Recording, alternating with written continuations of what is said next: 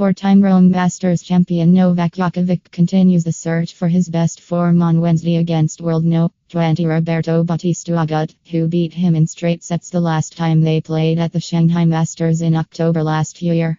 Djokovic has a tremendous record in Rome, winning the title in 2008, 2011, 2014 and 2015, finishing runner-up in 2009, 2012 and 2016 and making the quarter-finals on 3 other occasions, while Bautista Agut is through to the third round at the Foro Italico for the first time in his career.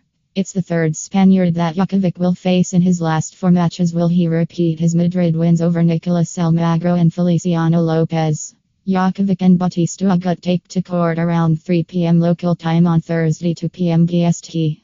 By now we all know that a lot has changed for Novak Djokovic in the last 12 months. This time last year he was the undisputed best player in the world, winning a record-equaling 6th Australian Open title, securing an unprecedented 4th Indian Wells/Miami Sunshine double and capturing a 2nd Madrid Masters title, while runner-up finish in Rome and completing the career Grand Slam at Roland Garros was on the horizon. However, since emulating Rod Laver and becoming the first man since 1969 to hold all 4 Grand Slam titles simultaneously, Djokovic admitted to be struggling with his motivation, and his results have suffered dramatically.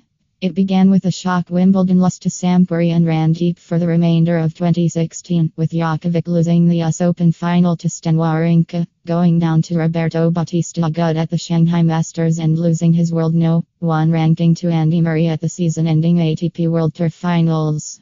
While Djokovic would start 2017 with a title and win over Murray, it's been all downhill since, losing his Australian Open, Indian Wells and Miami titles to Roger Federer and suffering disappointing losses against the likes of Denis Istomin, Nick Kyrgios twice, and David Goffin, while he was outplayed 6-2, 6-4 by Rafael Nadal in the Madrid Masters semi-finals last week, seeing his 7-match and 15-set winning streak against his big rival snapped.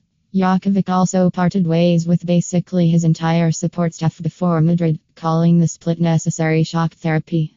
While Djokovic made his first semi-final since January in Madrid, he wasn't really tested and benefited from a kind draw. A couple of veteran Spaniards in Nicolas Almagro who almost beat him, and Feliciano Lopez before Kei Nishikori withdrew before their quarter-final.